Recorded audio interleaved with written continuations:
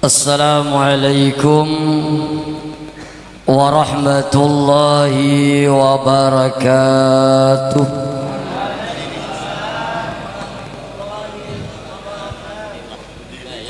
Ulun minta maaf berdiri. Yang menjawab salam ulun doakan mudah hajatnya dikabulkan oleh Allah, rezekinya dilancarkan oleh Allah. Ulun ulang sekali lagi. Assalamualaikum warahmatullahi wabarakatuh. Waalaikumsalam warahmatullahi wabarakatuh. Alhamdulillahi rabbil alamin. Thumma alhamdulillahilladzi hadana likitabih wa faddalana ala sairil ummami bi akrami ahbabi. Sallallahu ala sayyidina Muhammadin rasulihil mujtafa wan nabiyil mujtaba wa ala alihi wa itratihi tayyibin wa ala ashabihi wa ummatihi ajma'in wa ba'd. Yang ulun muliakan dan ulun hormati para habaib, mohon maaf tidak mengurangi rasa hormat ulun. Ulun tidak bisa menyebutkan namanya satu persatu. Para tamu yang datang, guru-guru kita, Guru Abdullah, Guru Naufal Mubarak, Guru Hamzah, Ayahanda Zainuddin, dan para asatid yang lainnya, dan hadirin sekalian yang insya Allah dicintai dan disayangi oleh Allah Subhanahu wa ta'ala. Malam hari ini ulun ingin menyampaikan dua hal saja. Yang pertama tentang kemuliaan dan keistimewaan orang yang cinta kepada Rasulullah sallallahu alaihi wasallam. Yang kedua satu hadis qudsi. Selesai tidak selesai jam 10 insya Allah selesai. Yang pertama, ini cerita ini yang bercerita adalah Gus Qayyum. Beliau dapat cerita dari Dr. Sayyid Muhammad bin Alawi Al-Maliki Al-Hasan. Ini ceritanya di Turki. Pian tahu Turki lah. Tahu kan Turki? Tuh Ba'amang sebelah kiri itu Turki. Jadi kejadian ini di Turki. Jadi di Turki ini ada orang tua yang hobinya membaca Al-Quran. Kenapa dia hobi membaca Al-Quran? Karena begitu cinta kepada Allah dan cinta kepada Rasulullah SAW. Karena beriring dengan waktu mata beliau sudah mulai kabur. Akhirnya Al-Quran itu ditulislah dengan tangan beliau. Kenapa? Agar bisa mensesuaikan dengan mata beliau. Ringkas cerita, beliau tulis Al-Qurannya, beliau baca. Beliau tulis Al-Qurannya, beliau baca. Beliau tulis Al-Qurannya, beliau baca. Selesai menulisnya, khatam Al-Qurannya. Lalu beliau berwasiat. Apa wasiatnya?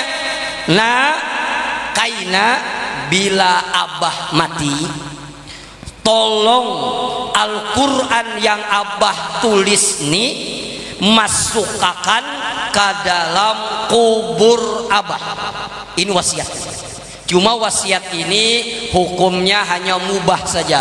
Boleh dilaksanakan, boleh tidak. Sama kadang-kadang di Palangkaraya, lu kan tahu di Sampit, kadang-kadang sama di Palangkaraya. Bila mati bapasan, bila aku mati kenanak lah tatayakan aku lawan kubur mama ikam. Itu boleh ditatayakan, boleh kada. Mun mamanya mati di Sampit, abahnya mati di Jogja, kejauhan mana tayakan. Cuma kadang-kadang kita ini aneh juga, imbah hendak mati hendak batatai, imbah hidup kada batatai. Coba munnya hidup ya Allah, nini guring di mana, kai guring di mana. Ditakunya oleh cucu, mana kai kada tahu aja nini. Mana lo nini kada tahu aja kai, pada surumah. Imbah hendak mati hendak batatai, malah lainna. Munnya mati ini bisa nya SMS-an. Cuma ulun ingat biar kawan ulun mun sekira kita ini rumah tangga selalu romantis, bikin setiap malam tuh seperti malam pertama. Tapi ustadznya sudah tua, kada kawal lagi. Amunnya kada kawal lagi betumpangan batis barang. Cuma jangan guring belain tuh nah. Kembali kepada pembicaraan kita. Akhirnya meninggallah beliau ini, sebagaimana wasiatnya, dimasukkanlah Al-Quran di dalam kubur ini. Ringkas cerita, maka anak ahli waris ini diberikan kesempatan untuk melaksanakan ibadah umroh, ziarah ke Madinatul Munawwarah, ziarah ke makamnya Rasulullah sallallahu alaihi wasallam. Inya yang pernah umroh, yang pernah haji terbayang. Inya imbah halaman Masjid Nabawi itu pagar. Habis pagar itu di mukanya banyak orang berjualan biasanya teh. Termasuk yang kuriak-kuriak 5 rial di situ juga andaknya. Insya Allah yang pernah haji, yang pernah umrah terbayang. Yang belum sempat, belum haji, ulun doakan mudahan cepat berangkat, amin. Cuma syarat doa agar dikabulkan oleh Allah harus yakin. Jangan berdoa aja kada yakin. Ya Allah, naik haji juga kah? Bisakah ada saku tuh ada salawasan? Kada yakin. Ringkas cerita, maka masuklah anaknya ini ke sebuah dukan, ke sebuah toko. Setelah dia masuk ke sebuah toko, lalu dia melihat beberapa kitab, lalu dia kaget alias takajud. Ternyata di antara kitab itu ada Al-Quran persis seperti tulisan bapaknya yang dimakamkan di Turki. Karena penasaran, dia ambil Al-Qur'annya, dia buka pelan-pelan, lalu dia mengucapkan subhanallah. Ternyata Al-Qur'an yang ditulis di Turki, diletakkan di makam abahnya di Turki, berada di Madinatul Munawwarah. Karena penasaran, dia tanya kepada yang punya toko. Bahasa kita, mun bahasa Turki kada kayak ini. Ya Allah, wala paham bahasa Turki itu kayak apakah? Dia takuni, dari mana dapat Al-Quran ini? Kata yang punya toko, saya dapat Al-Quran ini dari penggali kubur yang ada di Baqi'. Baqi' itu kan makbarah yang ada di Madinatul Munawwarah. Bahkan menurut riwayat, nanti di hari kiamat yang pertama dibangkit adalah Ahlul Baqi'. Karena penasaran, bahasanya bolehlah bertamuan lawan yang tukang tabuk kubur nih. Ringkas cerita, berjumpalah dia lalu bertanya, dari mana ikam dapat kubur nih? Lalu dia bilang, tatkala saya menggali kubur, saya temukan jenazah yang masih utuh, berbau wangi, memegang ini Al-Quran. Lalu mbahku buka Al-Qurannya, ternyata Al-Qurannya tulisannya begitu indah dan begitu baik. Karena aku kada berduit, ku jual Al-Quran ini. Ya bagus menjual Al-Quran daripada proposal palsu. Akhirnya mohon maaf, ku juallah Al-Quran ini. Makanya Dr. Sayyid Muhammad bin Alwi Al-Maliki Mensahid, itulah yang dikatakan yuhsyarul mar'u ma'a man ahabbah. Manusia itu akan dikumpulkan oleh Allah beserta orang yang ia cintai. Belum lagi hari kiamat, belum lagi di padang mahsyar, belum lagi di surga. Di dunia saja jasadnya sudah didekatkan kepada jasadnya Rasulullah SAW. Kenapa? Karena begitu cinta kepada Allah dan begitu cinta kepada Rasulullah SAW. Mudah-mudahan hari ini pian hujan datang ke sini, niatnya semata-mata ingin mentakzimkan, mencintai Rasulullah. Mudah-mudahan kita dikumpulkan bersama Rasulullah SAW. Ini yang pertama. Yang kedua, jam 10 sudah? Belum lagi, semat lagi. Bila kan orang yang gemar bersedekah, ternyata orang yang paling sempurna imannya adalah orang yang paling baik akhlak dan budi pekertinya. Mohon maaf, jangan tersinggung. Sealim apapun kita, sebanyak apapun ilmu yang kita miliki, sekaya apapun kita, setinggi apapun jabatan kita, kalau tidak memiliki akhlak, demi Allah tidak ada nilainya, baik di hadapan Allah, lebih-lebih di hadapan manusia. Apalagi, mohon maaf, jangan tersinggung, apalagi alim kada, bungas kada, luang hidung ganal sebelah. Ya Allah, alim kada beakhlak pulang. Itu jakanya wadai termasuk wadai dadar gulung. Ai 2 kali sakit dadar rong gulung-gulung. Makanya urung sering ceramah, mohon maaf yang tersinggung. Saya bilang bikin orang menghormati kita ini karena akhlak dan budi pekerti kita. Bikin orang mencintai kita ini karena akhlak dan budi pekerti kita. Kalau orang mencintai kita karena akhlak dan budi pekerti kita, kapanpun, dimanapun, bahkan tatkala kita meninggal dunia pun orang masih menghormati kita. Kenapa? Karena akhlak dan budi pekerti kita. Jangan orang menghormati kita karena kesugihan kita aja.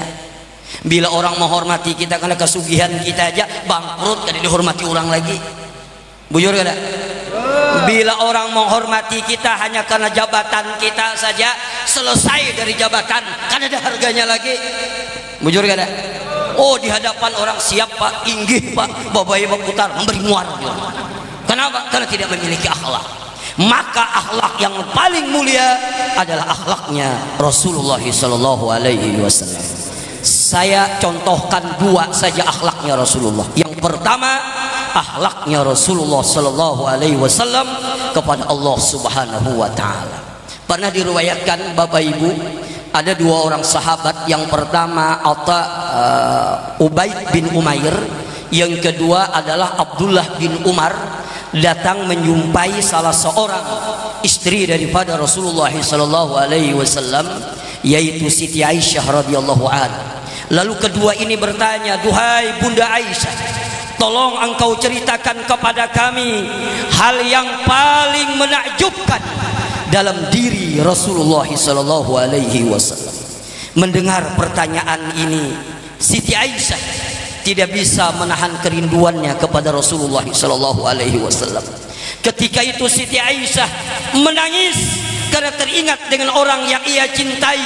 Bahkan menurut riwayat sampai air mata beliau membasahi baju beliau. Kenapa? Karena begitu rindu dengan Rasulullah Sallallahu Alaihi Wasallam. Di antara isak tangisnya Siti Aisyah bercerita, "Duhai sahabatnya Rasulullah, sungguh dalam diri Rasulullah semuanya menakjubkan. Tapi saya pengen menyampaikan di antara yang menakjubkan, dari sekian yang menakjubkan dalam diri Rasulullah Sallallahu Alaihi Wasallam." Pernah kata Siti Aisyah, tatkala kulitku sudah bersentuhan dengan kulitnya Rasulullah Sallallahu Alaihi Wasallam, tatkala aku telah berbaring dengan Rasulullah Sallallahu Alaihi Wasallam, ketika itu Rasulullah minta izin kepadaku, "Duhai Siti Aisyah, izinkan kepada aku agar aku bermunajat kepada Allah Subhanahu Wa Taala." Maka kata Siti Aisyah, "Ya Rasulullah, saya pengen bersamamu ya Rasulullah, saya pengen bersamamu ya Rasulullah." Maka kusaksikan, kata Siti Aisyah, Rasulullah mengambil air wudu, lalu beliau bermunajat kepada Allah dalam keadaan menangis. Beliau salat begitu lama berdirinya dalam keadaan menangis. Beliau sujudnya pun begitu lama dalam keadaan menangis. Dan kusaksikan, kata Siti Aisyah, selesai Rasulullah salat, lalu beliau berbaring ke sebelah kanan, kusaksikan air mata yang suci beliau jatuh ke tempat sujud beliau. Ketika itu datanglah Bilal bin Rabah ingin membangunkan Rasulullah Sallallahu Alaihi Wasallam. "Bangun ya Rasulullah." Setelah pengen membangunkan, kata Bilal bin Rabah, kusaksikan Rasulullah dalam keadaan menangis. Karena orang yang dia cintai dalam keadaan menangis, Bilal pun ikut menangis. Maka di antara isak tangisnya Bilal bertanya, "Lima tabki ya Rasulullah? Lima tabki ya Rasulullah? Apa yang menyebabkan engkau menangis wahai Rasulullah? Bukankah dosa engkau yang dulu dan yang akan datang telah diampuni oleh Allah? Bukankah engkau orang yang dijamin masuk ke dalam surga? Engkau orang yang abdalul makhlukat. Lima tabki ya Rasulullah? Apa yang menyebabkan engkau menangis wahai Rasulullah?" Lalu dijawab oleh Rasulullah, "Apala aku abdan syakura? Tidakkah aku menjadi hamba yang pandai bersyukur?" Subhanallah, orang yang dijamin masuk ke dalam surga, diampuni dosanya dulu dan yang akan datang, orang yang paling mulia makhluk, setiap malam beribadah kepada Allah dalam keadaan menangis, sujudnya dalam keadaan menangis, bahkan menurut riwayat sampai kaki kaki beliau bengkak. Kenapa? Begitu lamanya bermunajat kepada Allah Subhanahu wa taala. Inilah akhlaknya Rasulullah sallallahu alaihi wasallam kepada Allah Subhanahu wa taala.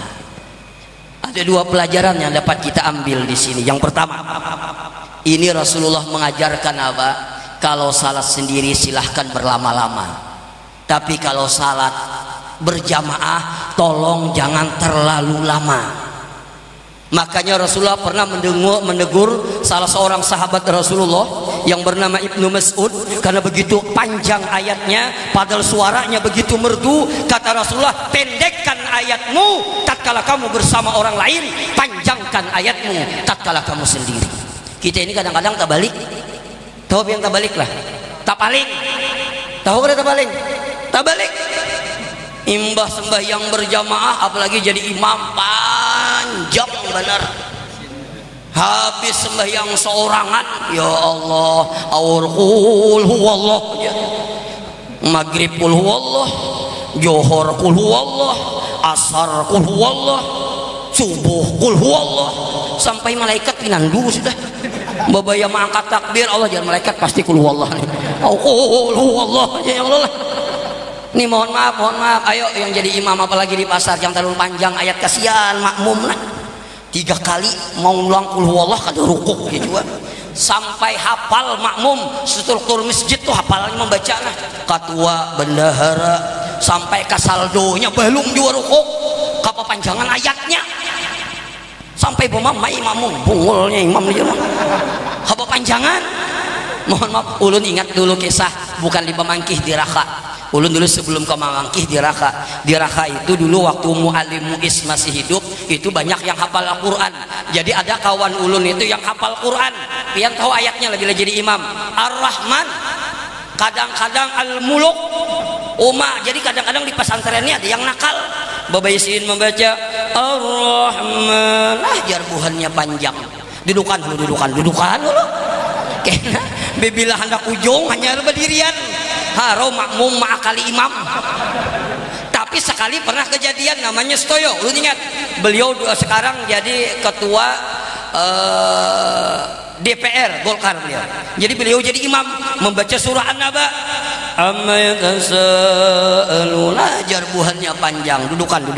Sekalinya Allahu Akbar. Hayo sayatannya imam ma'akali makmum.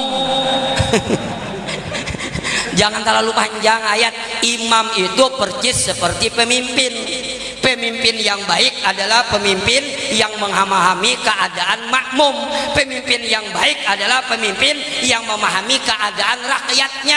Kada pemimpin yang adil, tidak pemimpin yang benar kalau hanya mementingkan dirinya sendiri saja. Benar atau tidak? Jadi jangan terlalu panjang ayat. Yang kedua, mohon maaf yang jadi imam, doa jangan terlalu panjang. Habis doa salamat, doa tolak bala 1, tolak bala 2, doa kafarat makmum nah sampai makmum lawasnya lah biar sekalinya di ujung sudah Rabbana, sekalinya Rabbana zalamna balumnya juga batu Rabbana, sekali Rabbana atina, Rabbana hablana pulang. Kalau mohon maaf pian percaya bila terlalu panjang doa tuh percaya pian. Yang mengaminakan tuh kada ikhlas lagi, percaya aja pian. Bujur kada? Kalau pertama bagus aminnya, amin ya Allah. Amin. Coba mun kepanjangan. Amin. Ada yang berkuriak di ujung masjid, amin jadinya. Karena kepanjangan. Bujur kada? Mohon maaf, jangan terlalu panjang. Ayat jangan terlalu panjang, doa jangan terlalu panjang. Yang ketiga, nih mohon maaf, kritik dengan imam nih. Bila tuntung salam ulun kada tahu disampit kalau di Palangkaraya. Sapakah melajari bila tuntung la ilaha illallah wa la syarika lah, lahul mulku wa lahul hamdu yuhyi wa yumiit wa huwa ala kulli syai'in qadir. 10 kali Allahumma ajirna minan nar, Allahumma ajirni minan nar. 7 kali. Bapaling imam tuh di Palangkaraya rata-rata pian habis nih. Ada iba 2 yang asam urat higat yang situ dia masih kecil. Ulun kada tahu disampit, tapi ulun yakin disampit insyaallah sama. Siapa melajari ini? Rata-rata kasihan imam kada ada kawan lagi. Padahal dalam kitab Fawaidul Mukhtar karangan Habib Hasan Bahrun, barang siapa yang habis selesai salat maghrib, habis selesai salat subuh, membaca la ilaha illallah la syarikalah 10 kali, tetap kakinya seperti dia salat, maka akan diberikan Allah 10 macam kemuliaan. Yang pertama, akan diberikan Allah 10 macam kebaikan, dihapus 10 macam kejahatan, diangkat 10 macam derajatnya bagi orang yang duduk seperti itu. Cuma ada tahu julun bila habis alaman tasalam hilang. Cuma kadang-kadang salah imam juga. Kenapa jadi salah imam? Katujuh menjulung mikrofon tuh nah, bila tuntung menggatar kawan disuruh baca doa. Inya mohon maaf, jangan tersinggung. Kada semua yang berkepiah haji bisa baca doa, jangan tersinggung. Bujur kada? Kada semua yang begamis bisa baca doa. Makanya imam jangan julung harus mikrofon, menggatar kawan. Daripada dijulung baik baca jauh hanya. Bahari ada kisah, boleh kada berkisah nih? Nah jam 10 sudah. Terus kah? Terus? Nah, ini serius terus kada? Ini dulu curiga terus kenapa pura kami hilangnya. Mohon maaf nih ada kisah dulu, orang nih hanyar datang umroh, ngarannya hanyar datang umroh, subhanallah, begamis, sorban ganal, tasbih ganal, cuma kada kayak biji durian kada. Ganal, minyak harum ya Allah, hajar aswad, imam aja mencium sangak, bilang setengah botol yang harum. Pokoknya potongannya tuh kalah tuh bang Ustadz bujur. Sekalinya pas saruan pas hujan kayak tadi tuh, kayak hujan kayak tadi, Ustadznya kada datang, dilihat orang di ujung tuh potongannya kayak Ustadz. Jadi orang pian aja gini baca doa lah, kada sidin situ aja sini situ aja, kada pian aja kada sidin situ aja kada pian aja Ustadznya kada ada situ aja sidin, kada pian aja berdiri sidin, keluar kita bakal lagi sidin. Orang kada bisa dipaksa-paksa sidin, harus diboy bakal lagi sekalinya. Ya Allah. Kembali kepada pembicaraan kita, intermezzo segera, jangan mengantuk. Mohon maaf, ini Rasulullah mengajarkan kalau salat mohon maaf, kalau salat sendiri silahkan panjang, kalau salat bersama orang banyak harus paham dengan keadaan makmum. Yang kedua, dalam cerita ini Rasulullah mengajarkan ternyata waktu yang sangat mustajabah. Di dalam kitab Ihya Ulumuddin Awqatus Syarifah, waktu yang sangat mulia adalah nisful lail, yaitu sepertiga malam.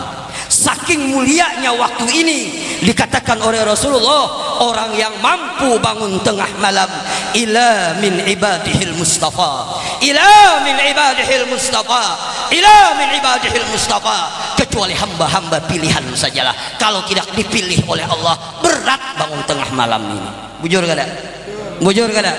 Walaupun alarm HP dihidupakan, jam waker dihidupakan, paling-paling bangun apa? Mamati. Ada yang hampas ke jam, mohon maaf berat, tapi lu yakin kalau majelis Laudatul Jannah nih insyaallah setiap malam bangun semuanya. Bakami tuh salah siram kangantukan. Tak siram kalam tuhut sidin.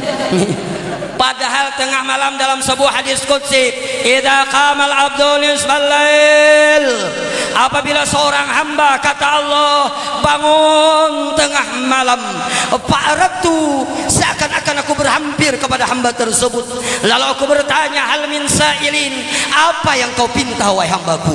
Masalah dunia, masalah akhirat, masalah jabatan, masalah rezeki, masalah anak, masalah istri, adukan pada aku tengah malam, akan kuselesaikan, kata Allah. Tapi syaratnya tengah malam. Ini akhlaknya Rasulullah SAW.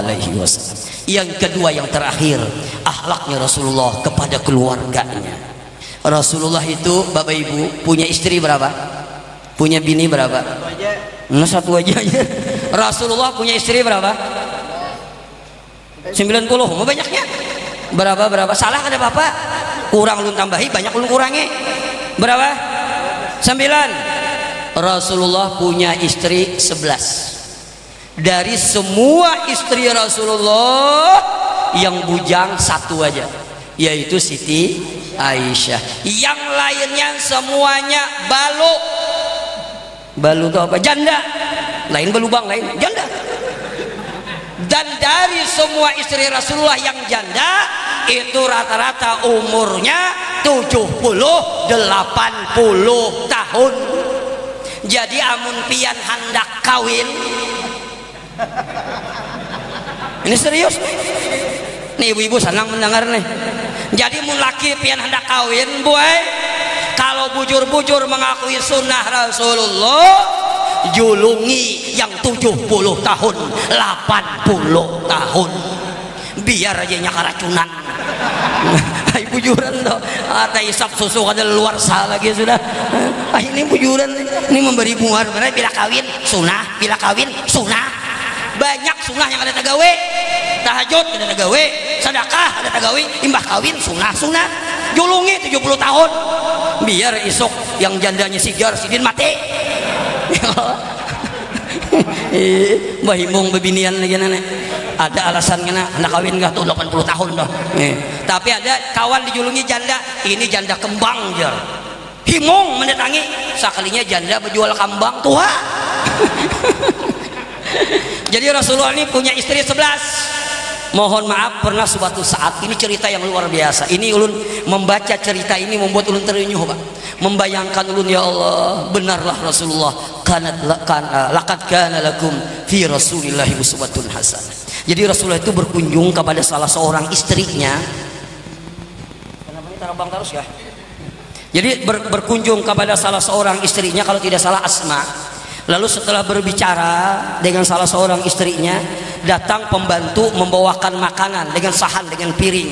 Ya Rasulullah, ini ada makanan ya Rasulullah. Ternyata istrinya yang dikunjungi bertanya, makanan ini dari mana? Lalu istrinya yang pembantu ngomong, ini makanan kiriman dari istri sampean yang A.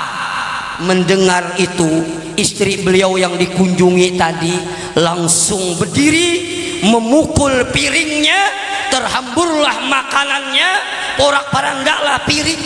Apa yang dilakukan oleh Rasulullah?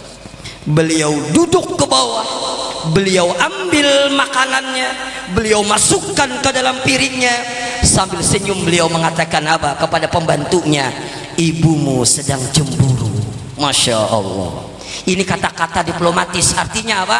Kalau ibumu sedang cemburu, bahasa Banjarnya wajar aja mama ikam sarik ini lagi cemburu. Tidak menghina istrinya, tidak melecehkan pembantunya, tidak menghina yang mengantarkan makanannya. Dengan satu kata-kata sambil senyum, ibumu cemburu. Bahmun kita tahu lagi, namun bini wani mahampas tangan piring bahembur di hadapan pembantu tahu lagi. Ulun jangankan biar ulun piringnya lu masuk makan kemuntungnya sako. Ini Rasulullah akhlaknya luar biasa. Bahkan menurut riwayat, saking romantisnya Rasulullah, pernah suatu saat tatkala Rasulullah minum bersama Siti Aisyah satu gelas, maka diambillah gelasnya Siti Aisyah, dicarilah mana yang bekas bibir Siti Aisyah, itulah disentuhkan ke bibirnya Rasulullah SAW. Masya Allah. Kalau kita bakas bini tahu lagi galas belain. Kenapa hibak dua gincu di sungai Rasulullah? Masya Allah. Itulah yang dikatakan khairukum li ahli wa ana khairukum li ahli, kata Rasulullah. Sebaik-baik kamu adalah orang yang paling baik dengan keluargamu, dan saya, kata Rasulullah, adalah orang yang paling baik dengan keluarga saya. Pak, oh Pak, masih hidup? Paling baik suami adalah orang yang paling baik dengan istrinya. Paling baik suami adalah orang yang paling baik dengan anak-anaknya. Begitu juga istri, yang paling baik istri adalah orang yang paling baik dengan suami dan anak-anaknya. Kita ini kadang-kadang paling baik, mohon maaf jangan tersinggung. Lawan bini orang ini baik benar. Ini beri muar benar. Lawan bini orang baik. Bila bini orang menelepon, ya Allah, lawas bapander. Halo, apa kabar? Panjang. Imbah bini seorang menelepon, hanya dua kata, aku repot. Memberi muar benar.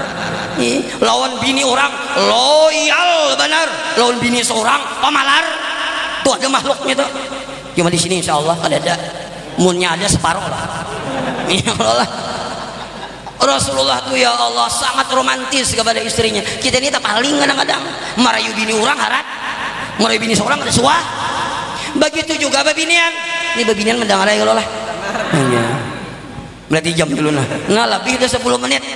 Haruskah kada kah? Ambis lah. Makanya nih babinian yang paling baik adalah perempuan yang paling baik dengan suaminya, paling baik dengan anak-anaknya. Kadang-kadang babinian ini tak paling juga lawan laki orang minda beadab benar. Inggi. Pun inggi. Umamun lalu di hadapan laki orang batunduk bilang hendak tajerungkup nah. Imbah di hadapan laki seorang ya Allah bilang hendak tajajak kepala berelaan aja. Ini memberi muar benar nih. Ada itu? Ada. Oh banyak sekalinya. Nih ulun beritahu ibu-ibu. Mohon maaf Bu. Mohon maaf ini ulun beritahu kepada ibu-ibu ini rahasia laki-laki Bu. Ini ulun betakun ulun pian tolong dijawab. Terakhir. Nih betakun. Pian begawi mulai jam berapa? Besukan. Jam berapa? Kan ada yang begawinya kah? Ih, kamu nih begawi. Jam berapa? Jam 7. Bulik jam berapa? Jam 4. Alhamdulillah bagus. Ini ada jual bulik jam 7. Barakat jam 7, bulik jam 7. Ayamnya kalah. Ayam maghrib buliknya belum bulik ya jiwa. Cangkal becari sugih ada tuh. Nih mohon maaf nih ibu-ibu dan anak-anak. Laki kita begawi mulai jam 7, bulik jam 5. Ulun batakun lelakian. Capek atau tidak? Uyuh ada. Oh yuk, jangankan begawi ceramah yuk. Mohon maaf tapi demi Allah ini rahasia laki-laki Bu. Capeknya bisa hilang tergantung bagaimana istri menyambut di rumah. Bujur kada? Jangan akan ibu-ibu bujur. Ini ulun melawan akan lelakian. Biar begawi jam 7, bulik jam 5, babaya mengatok lawang. Assalamualaikum. Waalaikumsalam. Yang membukai Allah senyum, sudah mandi, bau harum, tulis kaning, awas tikungan tajam lagi.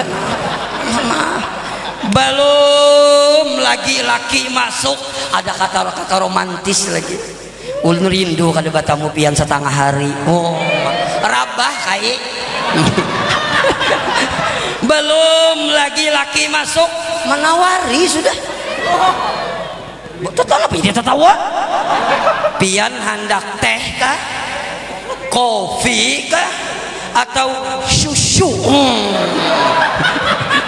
Bebaya laki masuk, mohon maaf abahnya lah. Ulun sudah makan tadi badahulu, cuma ulun kawani pian makan. Bebaya membuka tutup saji. Kalau kami orang kampung menyambat tatudong. Tahu pian orang Jakarta ini apa ngarannya lah. Nah jadi habis membuka tutup saji ya Allah, sayurnya masih hangat, tehnya hangat, nasinya hangat. Demi Allah sehari bekerja hilang capeknya. Bujur kada? Karena yang menyambut bidadari sampit. Pian mohon maaf tapi sebaliknya betulak jam 7, bulik jam 5. 100 meter melihat rumah menggetar dalaki. Kenapa? Tabayang yang menyambut kayak apa potongannya. Hendak bulik salah, ada bulik salah. Karena survei membuktikan kebanyakan lalakian takutan lawan bini. Inya awaknya jaganal, mohon maaf, awak aja ganal, sasengot tabal, tato naga kala jengking, di belakang itik, lading nah, jaga benar. Tapi mun di kantor salah sedikit habis anak buah dimamai. Tetapi bayar boleh ke rumah dimamai oleh bini, kijip-kijip mata. Ada yang menangis takutan.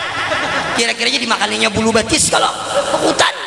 Ini babaya mengatok 100 meter. Assalamualaikum ya Allah. Yang membukai mandi belum, rambut tabalik, tahi mata karing di hidung. Ya Allah, babaya laki anak masuk, aku hendak makan, mamanya out seorangan, mangaut seorangan. Ya Allah, babaya membuka tatudung, nasinya dingin, besamut hapulang, iwaknya sisa kepalanya lagi, sayurnya dasar bening bujur waluhnya jangan ada lagi saking beningnya tuh. Pian percaya kada percaya ini jangan ibu-ibu, percaya kada percaya laki pian makan tuh sambil titikan banyu mata nah terlanjur ku mencintai dirimu. Kalau pian yang kaya itu mohon maaf bu, jangan salahkan kami kalau kami kelain hati. Assalamualaikum warahmatullahi wabarakatuh.